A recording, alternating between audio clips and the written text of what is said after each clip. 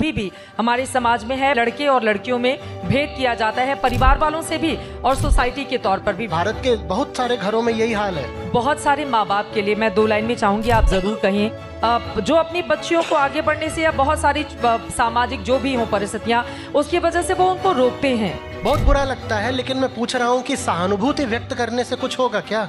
ये तो उसको भी पता है कि उसका हाल बुरा है, तो सहानुभूति व्यक्त करने का समय गया। अब मैं उनसे दूसरा सवाल पूछना चाहता हूँ। आखिरी जिम्मेदारी तो महिला को स्वयं उठानी पड़ेगी और थोड़ा बोलना भी सीखना होगा। चित्रा जी, मुझे लगता है बोलती तो खूब है ये, लेकिन बोल के ही रुक जाती हैं। घर में जब महिला दुखी होती है तो बोलती तो बहुत है। वो चिल्ला लेगी, इधर उधर कर देगी, रसोई में बर्तन पटक देगी और शांत हो जाएगी। मैं कह रहा हूं, बर्तन पटकने भर से शांति नहीं आनी चाहिए। जंजीरें तोड़े बिना शांत मत हो जाना।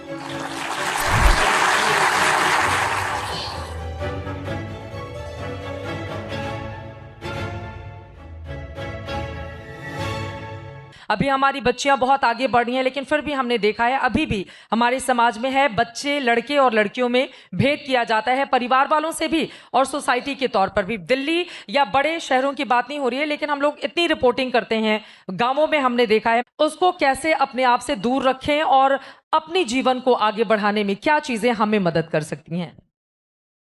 देखिए, इंसान है अगर आप, तो अपने खिलाफ जो कुछ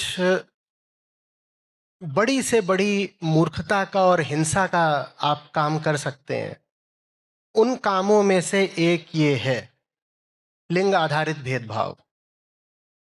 क्योंकि इंसानों में 50% तो महिलाएं ही हैं। उनसे आप भेदभाव कर रहे हो तो माने आप उनको जानोगे ही नहीं कभी। और अगर नहीं जानना है किसी को तो बहुत जरूरी हो जाता है कि अपनी आंखें खराब कर ली जाए। भाई, एकाध कोई चीज हो, ये पूरा पेविलियन है, इतना बड़ा है, यहां मैं कह दूं कि मुझे ये यहां पर ये तौलिया रखा हुआ है, इसको नहीं जानना है, तो मैं ये कर सकता हूं कि मैं हर तरफ देखूंगा, मैं इस तौलिए की तरफ नहीं देखूंगा, उपेक्षा कर दूंगा, दिखाई ही नहीं देगा, तो जानने की नौबत नहीं आएगी।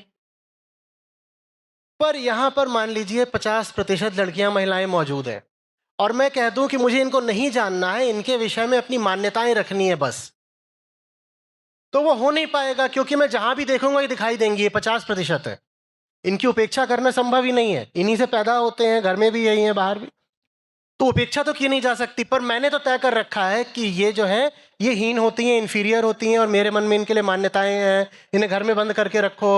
यूरोप के कई देशों में उन्हें अभी 20-40 साल पहले तक वोट देने का हक नहीं था, ड्राइविंग लाइसेंस नहीं मिलता था। तो मैं मान के चल रहा हूं इन्हें गाड़ी चलाना नहीं आता, इन्हें वोट देना नहीं आता, इन्हें कुछ नहीं आता। तो उसके लिए फिर जरूरी हो जाएगा कि मैं अपनी आंखें ही फोड़ लूं। क्योंकि अगर मैंने इनको गौर से देख लिया तो इनकी सच्चाई दिख जाएगी, और सच्चाई ये है कि हीन तो नहीं है, हीन तो नहीं है, और मुझे मानना जरूरी है कि ये हीन है, मुझे मानना जरूरी है कि ये हीन, और जहां देखो यही दिखाई देती हैं, तो मेरे लिए जरूरी हो जाएगा कि मैं अपनी आंखें ही खराब कर लूं। और जो अपनी आंखें खराब कर लेगा उसने तो अपनी जिंदगी खराब कर ली ना। उसे अब महिलाएं छोड़ दो, कुछ भी ठीक से नहीं दिखाई देगा। आचार्य जी, लेकिन बहुत सारे माँ बाप के लिए मैं 2 लाइन में चाहूंगी आप जरूर कहें, जो अपनी बच्चियों को आगे बढ़ने से या बहुत सारी सामाजिक जो भी हो परिस्थितियां उसकी वजह से वो उनको रोकते हैं, तो उनके लिए जब आप जैसे लोग बोलेंगे तो मुझे लगता है कि काफी ज्यादा असर पड़ेगा। जो अपनी बच्चियों को आगे बढ़, उनका क्या होता है, अच्छा पढ़ लिख गई, अब इसकी शादी करके अपनी जिम्मेदारी खत्म कर लेनी है, अच्छा हमारे पास पैसा है बैंक में, ये पैसा खर्च नहीं करना है, इसको दहेज में देना है। हालांकि अब वो तमाम कुरीतियां टूट रही हैं, लेकिन फिर भी लड़कियों को ये उनके दिमाग में डालने के बजाय कि नहीं, 18 साल के बाद आपको नौकरी करनी है, इस समय के बाद आपको अपने पैरों पर खड़ा होना है, इस समय आपके पास इतना पैसा होना चाहिए, उसके बाद आप आगे की बात सोचें। हम बचपन से ही भरने लगते हैं कि बड़े होके शादी करनी है, तुम तो पराया धन हो, तुम ये, मतलब आपको लाखों लाख लोग सुनते हैं और देश के कोने कोने तक आपके वीडियोज आते हैं। तो उन माँ बाप के लिए आपका क्या संदेश है?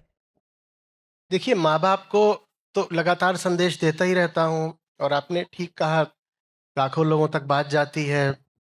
मैं समझता हूँ लाखों महिलाओं के जीवन पर प्रभाव भी पड़ा होगा, शायद बहुतों की जिंदगी पूरी तरह बदल गई है।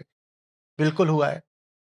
और माँ बाप को तो लगातार बोलता ही रहता हूँ कि अगर अपने आप को हकदार मानते हो बाप बोलने के या माँ बोलने के, तो फिर इंसाफ करो बच्ची के साथ। उनको तो बोलता ही रहता हूँ। पर एक बात और है उससे आगे की भी। बच्ची के साथ तब नाइंसाफी हो सकती है जब वो बच्ची थी, पर एक बार वो 16-18 की हो गई, 25 या 35 की हो गई, तो वो उस नाइंसाफी को आत्मसात कर चुकी होती है। ये जिस लिंग आधारित भेदभाव की हम बात कर रहे हैं ना,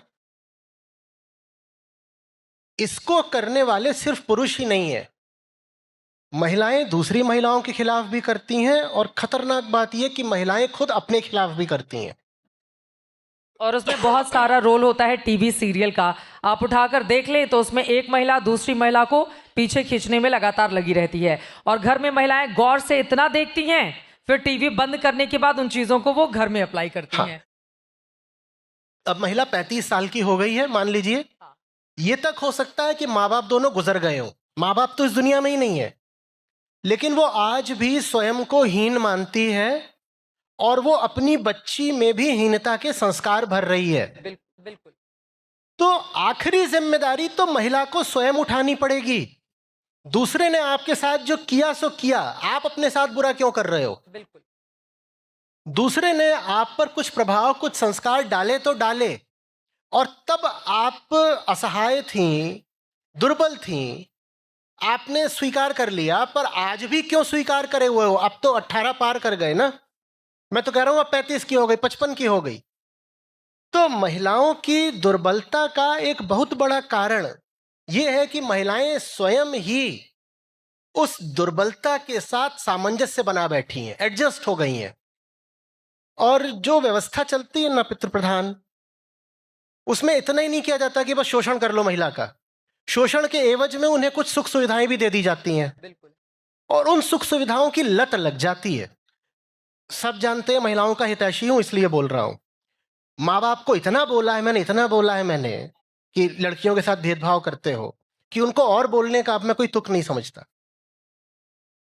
तो मैं महिलाओं से बात कर रहा हूं सीधे, मैं पूछ रहा हूं कि आप ये बार्गेन स्वीकार क्यों करते हो? इसको फॉस्टियन बार्गेन बोलते हैं, जहां आदमी अपनी एक तरह से अपनी अपनी आत्मा बेच देता है, कुछ सुख सुविधाओं स्वार्थ के एवज में, कि कुछ चीजें मिल रही हैं, बैठे बिठाए मिलेगा, खाने को मिलेगा, घर में हो ऐसा हो वैसा हो, तुम्हें काम करने की जरूरत क्या है, तुम्हें आजादी की जरूरत क्या है, तुम्हें देवी मान के पूजेंगे ना, तुम घर संभालो, तुम माँ हो, और माँ तो पूजनीय होती है, ये सब बातें। बिल्कुल। महिला जब तक अपनी प्रगति का और मुक्ति का बीड़ा स्वयं नहीं उठाएगी, दूसरों से शिकायत करना और दूसरों से उम्मीद करना बात को बहुत नहीं आगे ले जा सकता, क्योंकि दूसरों के पास अपनी जिंदगी है भाई, और इस दुनिया में इतना निस्वार्थ, इतना निष्काम कोई होता नहीं कि दूसरे के लिए अपनी जान दे दे। तो जिसको अपनी जिंदगी बचानी है, जिसको खुद बेहतरी करनी है, उसे अपना जिम्मा खुद लेना पड़ेगा। बिल्कुल। तो अब आप लोगों के ऊपर है कि आपको अपनी जिंदगी कहां तक ले जानी है। पुरुष की शिकायत, पति की शिकायत, माँ बाप की शिकायत, व्यवस्था की शिकायत, इतिहास से शिकायत, परंपरा संस्कार की शिकायत, वो सारी शिकायतें जायज हो सकती हैं, लेकिन उन शिकायतों से मुक्ति नहीं मिलने वाली। शिकायत कर करके आज तक कोई नहीं तरा, जबकि उन शिकायतों को मैं नहीं कह रहा आपकी शिकायतें गलत है, आपकी शिकायतें बिल्कुल ठीक हो सकती हैं, पर अब शिकायत करना बंद करते हैं और संघर्ष करना शुरू करते हैं। जिसे आजादी चाहिए उसे संघर्ष करना पड़ेगा। ये बहुत सुंदर बात आपने बोली है, और यकीनन जब भी इस तरह की परिस्थिति आए तो खुद से पूछ लेना चाहिए कि हमें अपनी जिंदगी से क्या चाहिए। कई बार उंगली पकड़ के माँ बाप एक छोर तक पहुंचाते हैं, वहां से कोई और मिलता है दूसरी छोर तक ले जाता है। बच्चा पैदा होने के बाद जिंदगी महिलाओं की और बदल जाती है। तो जैसे जैसे महिलाओं के ये जो जीवन के चरण है वो आगे बढ़ते रहते हैं, लेकिन एक बार शांति से बैठ करके खुद से पूछ लेना चाहिए कि हमें क्या चाहिए, और हम किन चीज़ों में अपने आप को संतोष का अनुभव कराते हैं, हम किन चीज़ों से खुश हैं। और मुझे लगता है कि आज की तारीख में बहुत कम ऐसा होता है जब महिला के पास इतना समय हो कि वो खुद से ये सवाल करे। ये सवाल इसलिए भी ज़रूरी है, और आचार्य जी मैंने तो देखा है, जैसे हम लोग तो नौकरी करते हैं, अच्छी पोजीशन पर आ चुके हैं, लेकिन हालांकि इसके पीछे बहुत लंबा संघर्ष है, संघर्ष पीछे छूट जाते हैं जब सफलता सामने होती हो तो। लेकिन बहुत सारी महिलाएं जो घर का कामकाज करती हैं उनको गिना ही नहीं जाता है। जैसे मैं अपनी मम्मी, वो नौकरी नहीं करती थी, लेकिन सुबह से लेकर सुबह 4 बजे से लेकर रात के 10-11 बजे तक लगातार वो करती रहती थी। लेकिन अगर पिताजी कमा के आएंगे तो सारा ख्याल उनका रखा जाएगा, और घर में अगर किसी के भी अगर हाउस वाइफ हैं तो कहा जाता है तुम करती क्या हो, दिन भर तो घर पे रहती हो। इस तरह का ताना दिया जाता है। जबकि सच्चाई ये है कि हम अगर एक दिन घर में खाना बनाने वाली या झाड़ू पोछा करने वाली नहीं आए तो हमारी जिंदगी क्या होती है, दिन भर वही करते हुए खट जाती है। उनको बहुत कमतर आंका जाता है। तो उनके लिए क्या है संदेश आपका? देखिए, कि आप कम से कम, हमें पुरुषों से आगे नहीं जाना है, हमें पुरुषों के बराबर रहना है, चाहे वो घर में काम करने वाली महिला हो, ऑफिस में काम करने वाली महिला हो, या यहां पर बैठी हुई महिलाएं या लड़कियां या बेटियां हों। जी, मैंने घर में रहने वाली महिलाओं को पुरुषों से ज्यादा काम करते हुए देखा है। सच बात है। मैंने बाहर काम करने वाली महिलाओं को घर में आ करके अपनी दूसरी पारी शुरू करते हुए देखा है कि बाहर का काम कर लिया, अब घर का काम शुरू करो। मैंने घर में रहने वाली महिला को सबको खाना खिलाने के बाद खुद खाते हुए देखा है। मैंने देखा है कि कई बार कैसे, अब तो ठीक है लोगों के पास पैसा आ रहा है, लेकिन फिर भी भारत की बहुत बड़ी जनसंख्या है अनुपात में, जहां पर बाई के और धोबी के पैसे बचाने के लिए, और ज्यादा नहीं, 500, 1000, 1500, 2000 बचाने के लिए वो अपने दिन के 2 घंटे लगाने को तैयार हो जाती हैं, भले ही डिटर्जेंट से हाथ उनका कैसा भी हो जाए। मैंने ये सब होते हुए देखा है। मैं चाहूं तो अभी सहानुभूति के तौर पर उनसे बोल सकता हूं कि तुम्हारे साथ बहुत बुरा हो रहा है, और उनकी हालत देखता हूं तो बहुत बुरा लगता है। मैं उनसे कह सकता हूं कि मुझे तुम्हारे लिए रोना आ रहा है, पर यह बोलने से कुछ होगा क्या? वो निसंदेह घर में बिल्कुल गाय की तरह बंधी हुई है, और बिल्कुल जैसे घर में हम किसी पशु को बांध लेते हैं और उसमें अपना ही स्वार्थ हम देखा करते हैं, वैसा ही उसका हाल होता है। भारत के बहुत सारे घरों में यही हाल है। बहुत बुरा लगता है, लेकिन मैं पूछ रहा हूं कि सहानुभूति व्यक्त करने से कुछ होगा क्या? ये तो उसको भी पता है कि उसका हाल बुरा है। मैं जा करके बस वहां पे कह दूं, अरे माय कॉमिजरेशंस, मुझे बड़ी संवेदना है आपसे, इससे कुछ होगा क्या? तो सहानुभूति व्यक्त करने का समय गया। अब मैं उनसे दूसरा सवाल पूछना चाहता हूं।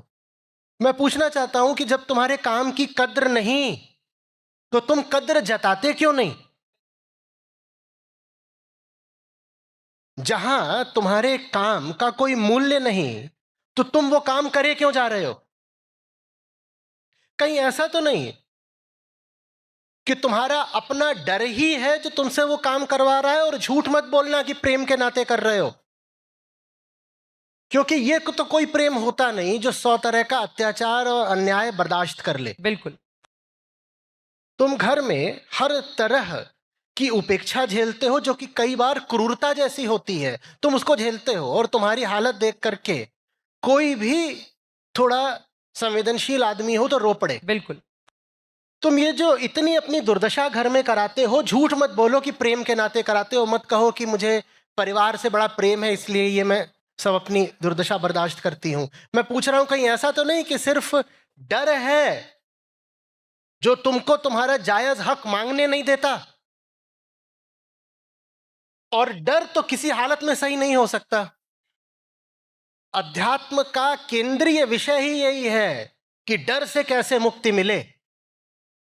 आप उपनिषदों के पास जाएं और आप कहें कि मैंने ये सीखा कि बिना डरे कैसे जीना है, यही उनकी केंद्रीय बात है, तो आपने गलत नहीं कहा। उपनिषद बस यही सिखा रहे हैं कि बिना डर के कैसे जिया जा सकता है। तो अगर आप गृहिणी हैं और आप घर में सिर्फ डर की वजह से खटती रहती हैं, और डर और लालच, स्वार्थ, ये एक ही सिक्के के दो पहलू होते हैं। बिना स्वार्थ के कभी डर होता नहीं। तो चाहे आपको डर हो चाहे स्वार्थ हो, वो एक ही बात है। तो आप गृहिणी हैं और आप अपने साथ 100 तरह की दुर्दशाएं स्वीकार कर रही हैं, तो मैं चाहता हूं कि आप देखें कि इसमें आपके स्वार्थ कहां छुपे हुए हैं, इसमें आपका डर कहां बैठा हुआ है। आपका डर है जो अंततः आपका शोषण कर रहा है, कोई बाहर वाला नहीं। बाहर वाले को दोष दोगे तो बहुत होगा, अधिक से अधिक सहानुभूति मिल जाएगी, और सहानुभूति देने में मेरी कोई रुचि नहीं है।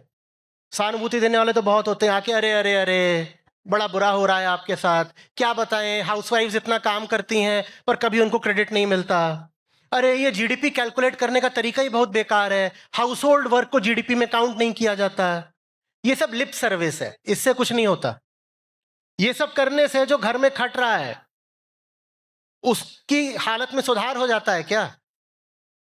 वो तो बस घर में ये कर रहा है कि दिन भर आलू के पराठे और धनिया टमाटर की चटनी बना रहा है दूसरों के लिए, और जिनके लिए पराठे और धनिया टमाटर की चटनी बन रही है वो खा पी के निकल जाते हैं, दुनिया देखते हैं, करियर आगे बढ़ाते हैं, घूमते हैं फिरते हैं, सब तरीके से जो भी उनकी प्रगति है विकास है करते हैं। और ये अगले दिन के लिए फिर से आलू छीलना शुरू कर देती हैं और चना भिगोना रख देती हैं। तुम ये अपने साथ करवा रही हो, तुम इंसान हो, तुम क्यों हो करवा रही हो अपने साथ ये? किसी दूसरे को दोष हम बिल्कुल दे सकते हैं, पर दूसरे को दोष दे के क्या मिलेगा बोलो? हर आदमी अंततः अपनी स्थिति के लिए और अपनी बेहतरी के लिए खुद जिम्मेदार होता है ना। अकेले आए थे, अकेले जाना है। किसी दूसरे पर कितनी हम आशाएं टिकाएं? तो अपनी जिम्मेदारी खुद उठाइए और देखिए आपको अपने लिए क्या करना है। और थोड़ा बोलना भी सीखना होगा। लगातार खटते जाने के मुकाबले थोड़ा हम किन चीज़ों से परेशान हैं, क्या परिस्थितियां हमारे सामने हैं, ये घर वालों को बताना होगा। चित्रा जी, मुझे लगता है बोलती तो खूब है ये, लेकिन बोल के ही रुक जाती हैं।